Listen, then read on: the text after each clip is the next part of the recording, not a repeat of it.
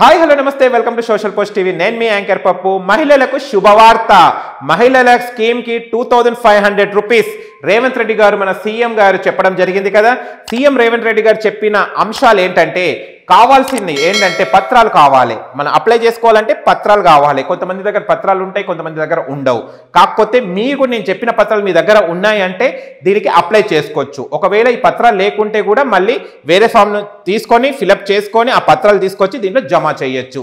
కావాల్సిన పత్రాలు ఏంటంటే మహిళ ఆధార్ కార్డ్, భర్త ఆధార్ కార్డ్, వయసు 18 సంవత్సరాల నుంచి 55 సంవత్సరాల వరకు, తెల్ల ration card, gas bill, current bill, bank passbook, passport size photo, voter ID card and income certificate, caste certificate, me phone number.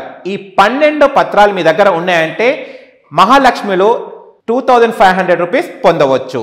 ఈ పత్రాలు మీరు అందరి జమ చేసుకోండి.